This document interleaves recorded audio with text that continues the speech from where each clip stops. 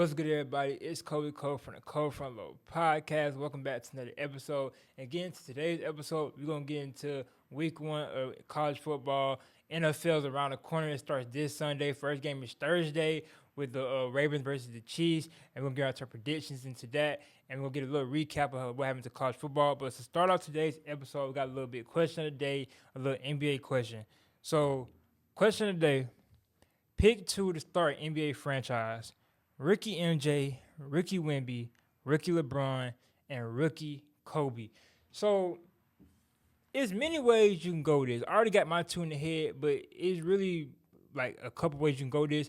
I think the only wrong answer is Rookie MJ and Rookie Kobe. You're basically getting two of the same players. Rookie wise, I don't think them two is getting along. I think them two, you're like as much as you progress them, it's better to have them on separate teams than the same team because you're building the same player to do the same things on the same team, and that's not really going to help with spacing, playmaking. Scoring might be there, but now I'm going to go to who's the bigger guy because Kobe was the guy at his team, MJ was the guy at his team. Who's going to be the guy with them together? So I really couldn't build a franchise with them two on the same team. Now, Wemby could really fit all three of them because you've seen how Kobe played with Shaq. Ricky MJ, Ricky Wemby, spacing. You got perimeter to mid range. Wemby got the paint. Ricky LeBron, he can go Wemby. So I feel like Wemby can fit all these guys.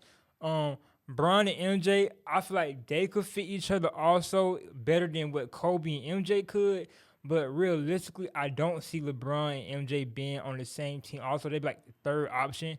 But they will fit out better than how MJ and Kobe would, because they're kind of actually two different players. MJ could be that guy, and Bron could actually playmate. Now, my go-to and my choice is Rookie LeBron and Rookie Wemby. Hear me out. LeBron's the GOAT. Like, you can argue and say MJ this and MJ that, but Rookie LeBron was that man. Like, we have to base it off of rookie seasons and more off, and not off of, like, how they're panned out in their careers and how Wemby would like. Wemby's the only person as if you can base off a rookie right now because he's a rookie last year. Everybody else is either retired or close to retirement with LeBron.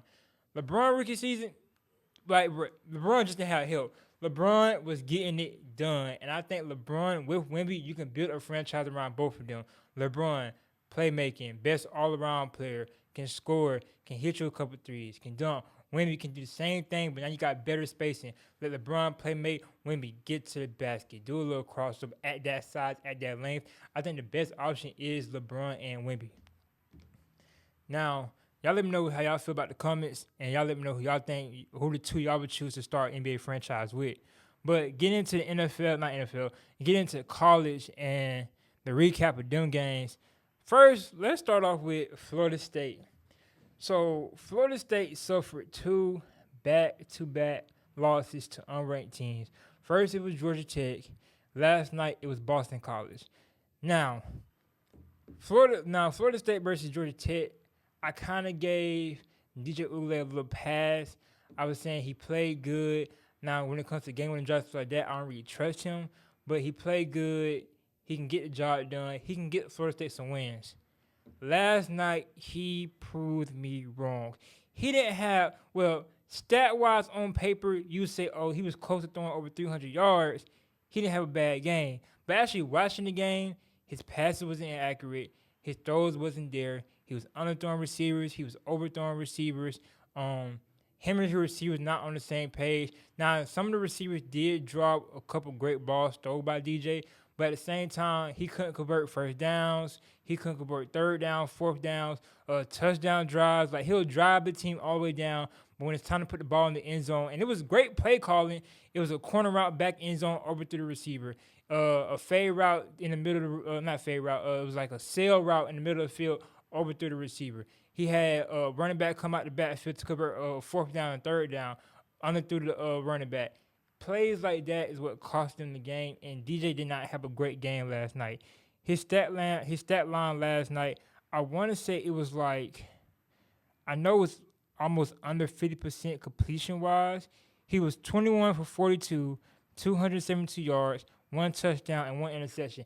And interception-wise, the interception was a careless interception also.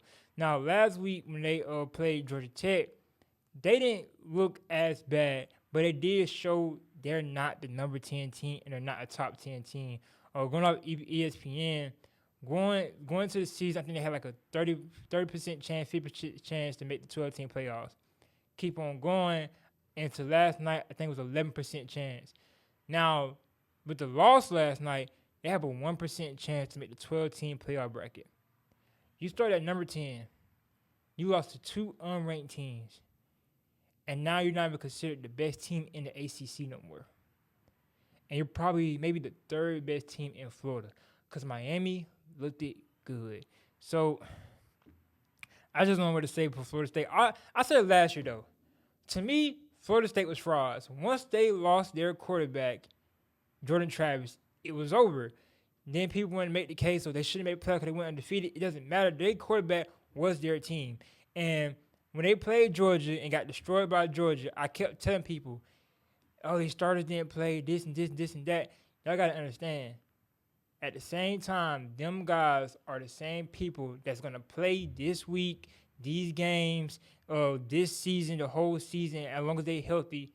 Them the next guys up.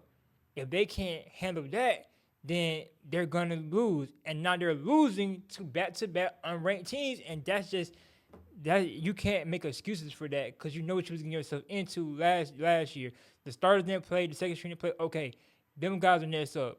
And not them guys are next up and they're playing, they're losing. It's just simple as that. Next we got Georgia and Clemson. And with Georgia and Clemson, I'm gonna start by saying this.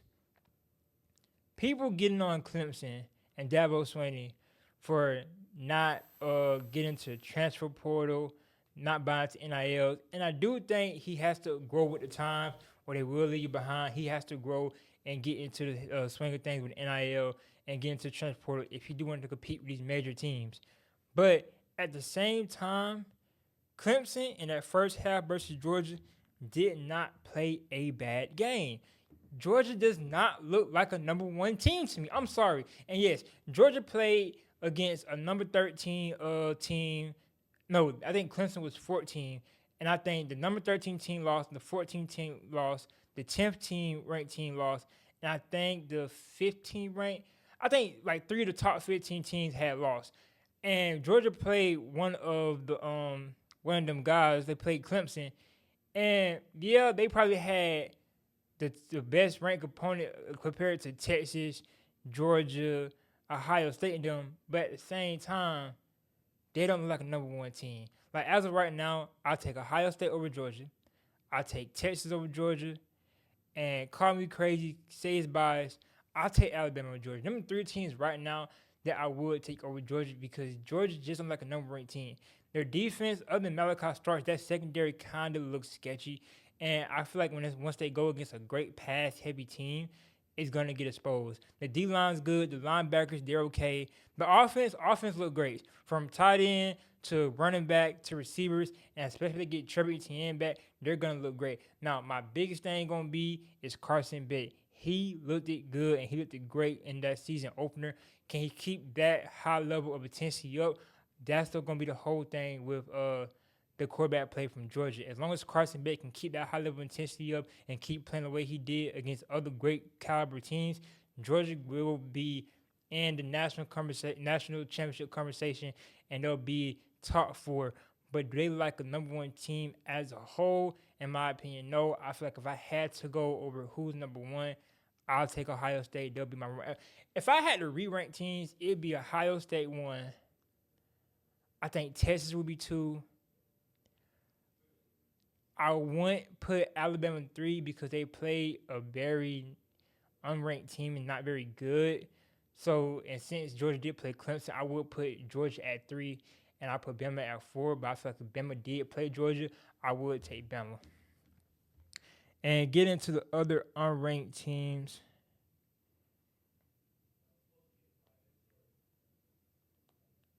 Not unranked teams. See, next we got Ohio State played Akron 52-6.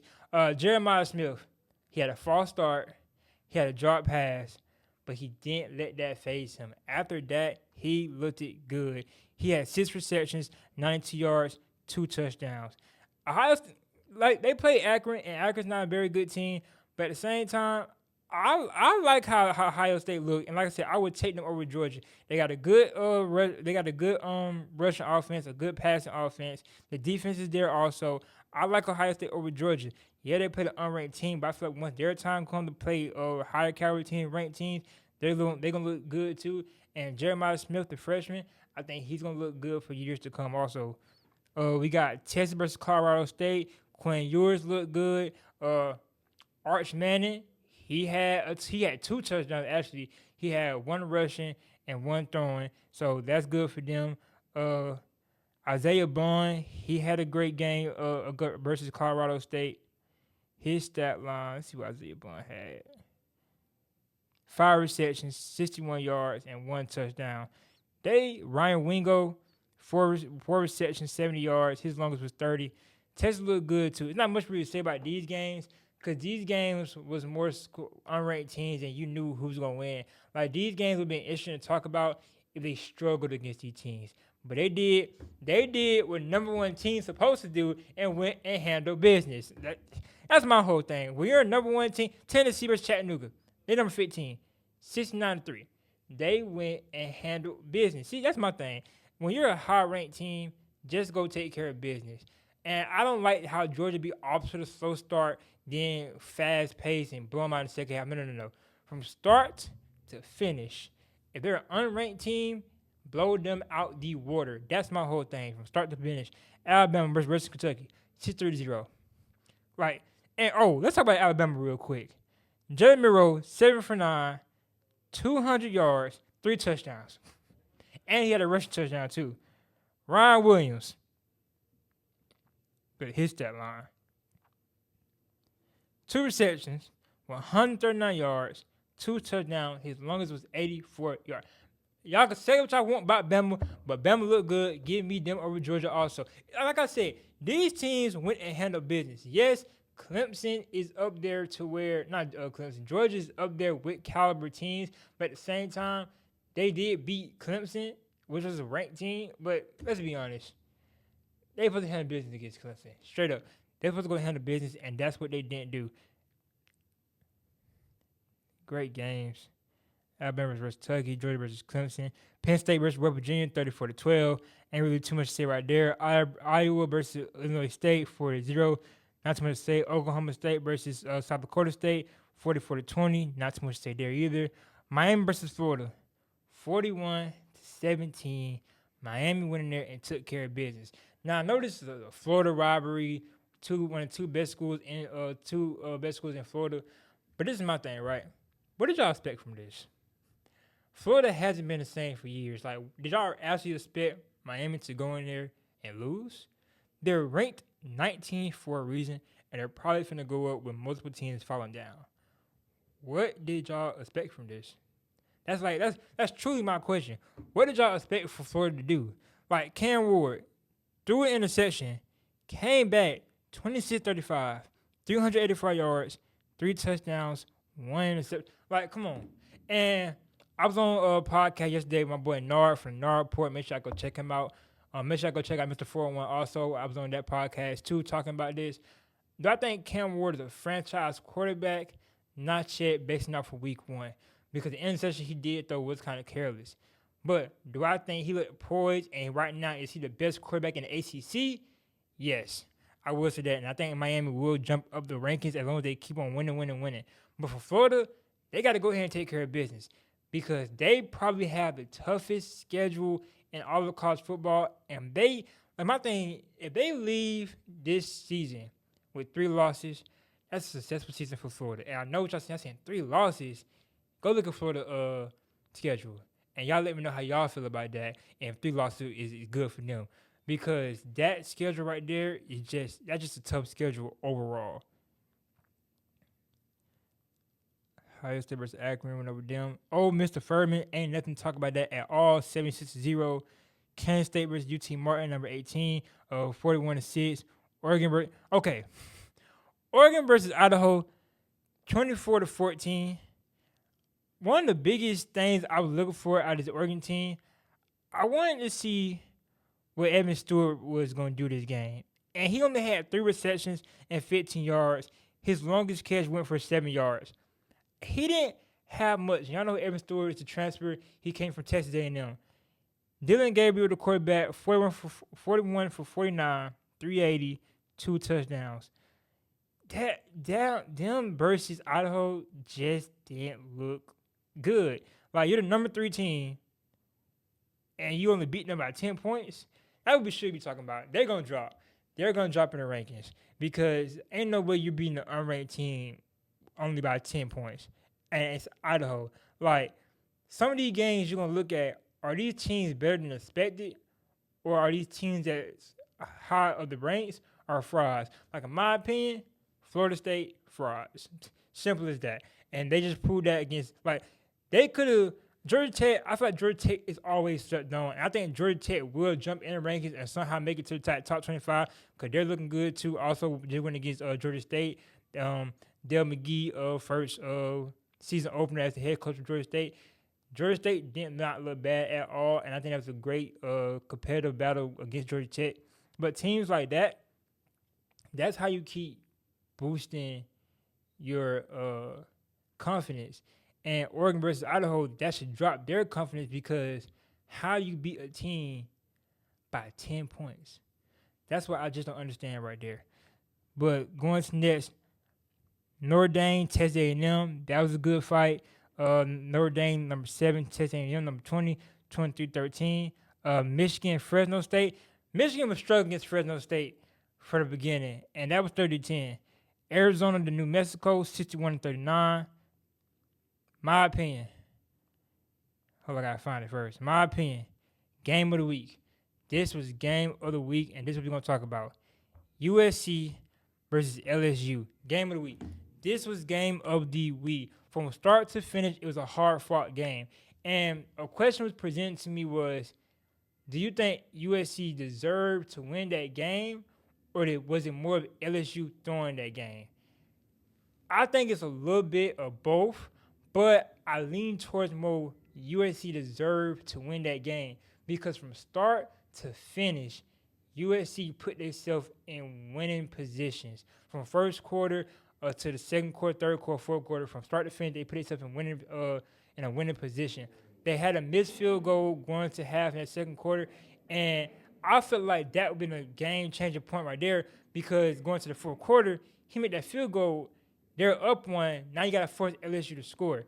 LSU's point of view, I just think, first of all, the coaching decisions by Brian Kelly.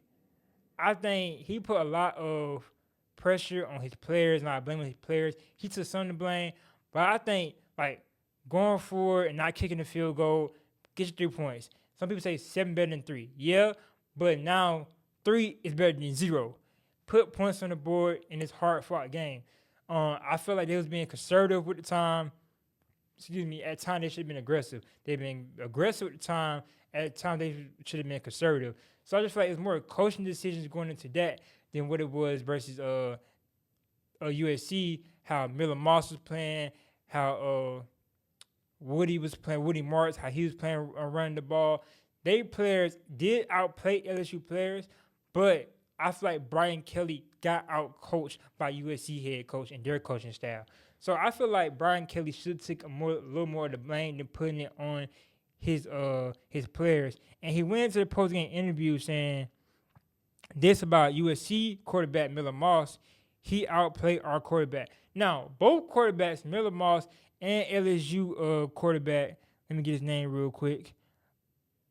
I'm just gonna say Garrett Nussmeier. Garrett Nussmeier, both of them played great games and put their teams in winning positions. Like I said, I think it's more Brian Kelly got out coached. Garrett Nussmeier did not play a bad game. 29-38, 304 yards, 2 touchdowns, 1 interception.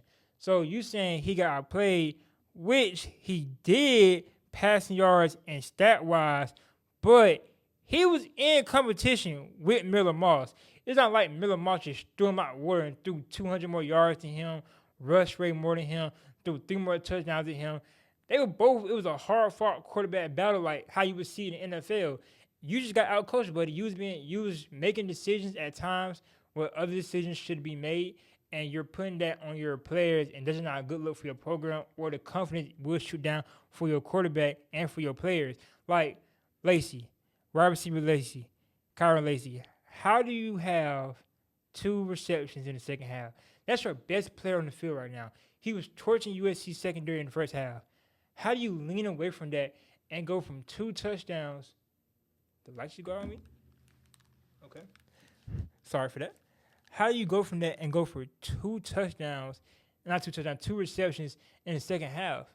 I don't understand that. You have to feed your game player, your game changer player right there, because that's how he's a game changer. He was not game manager. In that first half, he was changing the game. Now you make him like a game manager for a receiver when he should have had more receptions and probably would have won the game you feed him the ball. Like, I just don't understand. It was more coaching decisions, and he got out-coached in that scenario. And then I already talked about, and then Oklahoma, number 16, beat Temple 51-3. Kansas, number 22, beat Lindenwood 48-3. Missouri versus Murray State 51-0. NC State 38 to West Carolina, which was 21. I think that's all the games we have here for college. Let's go into NFL. NFL is around the corner, and that's what I've been waiting for. So, going to NFL predictions. So, let's go NFL question of the day, right? NFL question of the day. Who will win the AFC North? The Ravens, the Bengals, the Steelers, and the Cleveland Browns. I'm going to say this right now. My top 2, and it hurts me to say this, but because they are a good team, I just think they major run heavy. My top 2 is the Baltimore Ravens and, of course, the Pittsburgh Steelers. Y'all keep putting the Pittsburgh Steelers last to lose AFC North. Stop it. Let's go ahead and talk about this right now. The Ravens are run heavy. The Browns have a major quarterback situation that I really don't want to address. I just trusting Deshaun Watson. The Bengals have a lot of offensive problems that I don't want to address, because is Jamar Chase finna play against the Patriots? We do not know. And y'all keep having all this hope and faith. Just saying, Joe Burrow, he's been hurt a lot lately. Just saying, he's coming back from injury, but we all want to put these faith in these teams when there's a lot of questions that we don't want to address. Yeah, we got a quarterback situation going on in Pittsburgh, but guess what? Both of our quarterbacks are better than what Kenny Pickett was. They both shown great signs of talent. Let's not forget, Russell Wilson is a Super Bowl winner quarterback. He won a Super Bowl. Y'all let that showing in Denver just change his whole career. Let's not forget, he almost got Denver to the playoffs if Russell Wilson didn't he didn't get to that situation and didn't take his no injury clause. He would have got them to the playoffs. He was in the conversation, but y'all just let that whole thing forget about and just call Russell Wilson trash quarterback. I'm just saying now, the Steelers will either finish 1 or they'll finish 2, and that's where I'm going. If I had to go somebody last, I think the Browns would come last in AFC North, or depending on the Bengals and how they go in their season, if they face injuries, they'll finish last. But 1 and 2, it's the Ravens and the Steelers. What order you want to put in, that's yours, but y'all get in the comment section. Y'all let me know who y'all got win the AFC North. Hey, and make sure y'all like, comment, and subscribe. Y'all like the content. Hey, follow on Instagram and follow on TikTok too, because I'm going to be making more shorts answering these questions also. But let's get into NFL Week 1 predictions. Starting on Thursday, we got the Ravens versus the Chiefs. Give me the Chiefs. I think Week 1, and it's also in Kansas City, I like the Chiefs. I think every time they play the Ravens, they play with a little chip on their shoulder, and how they play Lamar Jackson. Lamar Jackson will come with a chip on their shoulder, and we get to see how they will, like, against a Super Bowl team, how they will face rematch AFC Championship. Are they going to be run heavy? Are they going to get the pass going? I just don't trust them in a pass game right now. Not more so Lamar as a thrower, but you got Zay Flowers, you got Mark Andrews. I just think how Lamar is and his play style of running and how Derrick Henry is, you're just more one-sided to running than it is to passing the ball. And once that run defense stops, can they throw the ball? And I think that's going to be the biggest change right there. So I think that's how we're going to see from this game and the season going. But going into Kansas City, I like the Chiefs beating the Ravens. And we get to see how the Chiefs' new wide receivers look. Friday, September 6th, the Brazil game. We got the Packers versus the Eagles. I like the Eagles. Now, do I think the Packers win? No. I just need them to compete. As long as they compete, that's a good sign for the Packers. That's a good sign for anybody going into the season believing in the Packers and for Jordan Love getting paid all that money. My thing is, I don't trust Jordan Love beating, in my opinion, a team that should come out the East, which is the Eagles. I don't trust them beating the Eagles. And right now, until Jordan Love prove me otherwise, which I think he can prove me wrong, but as of right now, I think Jordan Love's a fraud. Like, I think we're basing it too much off of his last season and going into the playoffs and not his full season. Jordan Love might be a fraud, and he's on my watch list for fraud alert. But I like the Eagles beating the Packers. Hey, I will be at this game, so if you are a supporter, if you like my content, make sure I will be blogging that game also. The Steelers versus Falcons, I will be blogging this game. I'll be at this game, so make sure y'all come. Make sure y'all come, and make sure if y'all spot me, come dap me up, come say hello. If you want to be on the blog, come be on the blog. Steelers versus the Falcons. I like the Steelers over the Falcons. We get to see Russell Wilson, how he played. This should be a good game. This should actually be a great game. Two new quarterbacks. Offense will be revamped. I feel like our defense is better than the Falcons defense, but there's still some great defense because they added Matthew Judon, Justin Simmons. So that should be a great defense showing for the Falcons too. I like the Steelers, straight biasy. Even one biasy, I still like the Steelers. I feel like as long as they go in there, Russell Wilson have a great showing. He can win comeback player of the year. It starts right here. If we lose against the Falcons, I'm going to be butthurt. I'm going to lose confidence. Because my thing is, the Falcons are is a first half team. They can't ball in the second half. They cannot ball in the second half. And that's my biggest problem with them. If we lose against them, especially if we lose like the second half, I'm going to be hot. I am going to be hot. But I feel like as long as Russell Wilson can feed the ball to George Pickens, he has a great showing. I feel like AJ Terrell has to follow George Pickens. If he doesn't follow George Pickens, we're winning. We're winning. We're winning. We are winning. But I got the Steelers over the Falcons. Cardinals over Bills. I feel like that'd be a great game also. Give me the Bills just because I do trust the quarterback play of Josh Allen more than Kyler Murray. I love Kyler Murray, but I don't think I would choose him over Josh Allen. We get to see the two rookie receivers with. I need some water, right, y'all. But we get to see the two rookie receivers in Keon Coleman and Amari Harrison Jr. and how they'll play out. I think overall the offense right now is just better than the Arizona Cardinals.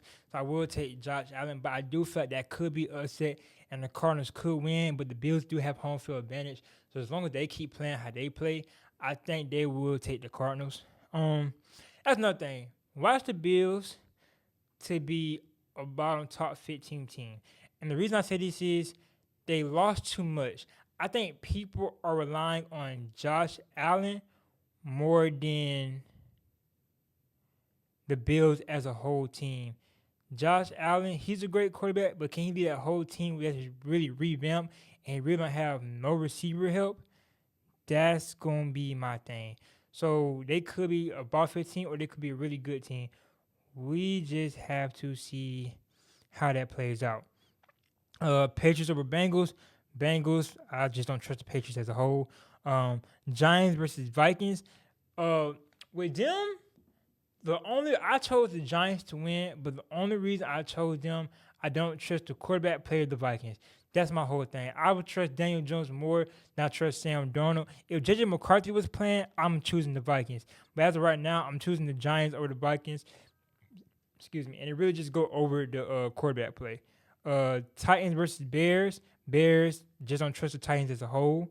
Panthers versus Saints. Saints, I think Bryce Young will have a good year. and I think he can show them. 'Cause I think as long as the O line protect Bryce Young, the Panthers can turn around and be a good team or a decent team. But if the O line can't protect Bryce Young, then that's my whole thing about that. So I do trust the Saints as a team more than I trust the Panthers. Jaguars versus Dolphins. I don't trust the Jaguar defense to stop the Dolphins, so give me the Dolphins. The Dolphins offensive as a whole is just too much power for a lot of defenses. And I feel like it's especially too much for the Jaguar defense.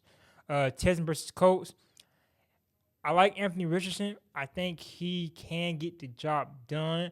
The team as a whole, I think, is not enough for the Texans. So give me the Texans. Michael Pittman Jr., Donovan Mitchell, Anthony Richardson. Preseason did not look good, but he can turn things around. The Texans overall is just looking like a top 5 team, and they can turn around. The only question I have for the Texans, how would they perform with three number one receivers? All three of them guys can be number one receivers, so that's my thing. How would they perform and how they fit during the season? But going against the Colts, I like the Texans. Raiders versus Chargers, I like Chargers. Just don't trust the quarterback play the Raiders. Simple as that. I like their defense, and I like Devontae Adams. I feel like if they don't get him some help soon or get him a quarterback, he will request a trade and leave because he does want a ring. But I like Chargers because I like the quarterback play more, and the team as a whole, I don't trust the Raiders. Broncos and Seahawks. Seahawks, no real explanation needed there.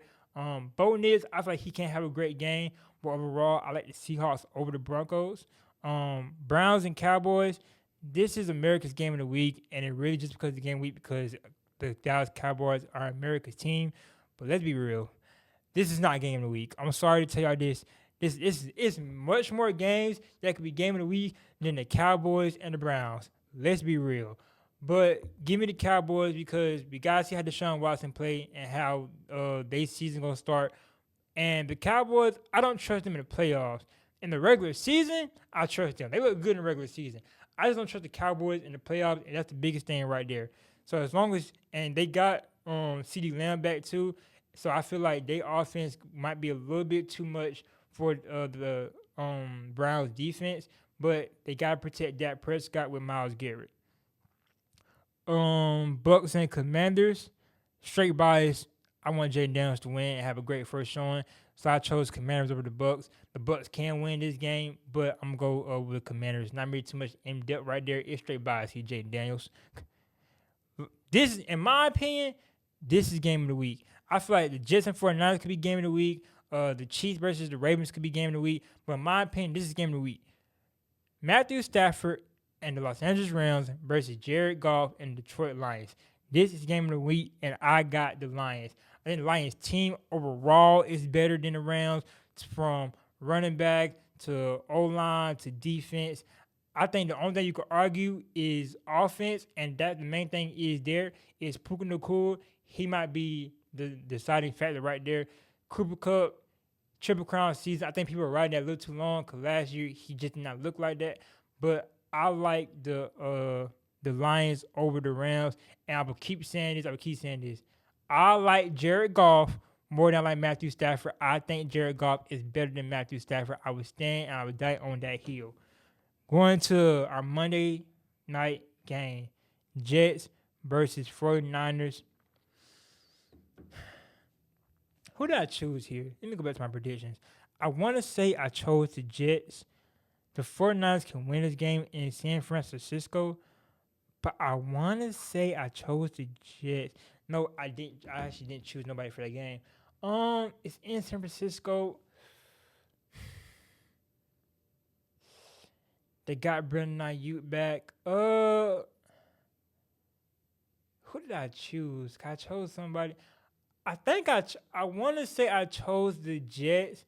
I think A-Rod can get it done. Gary Wilson can get it done. I think Jets defense might be a slight better than the 49ers defense.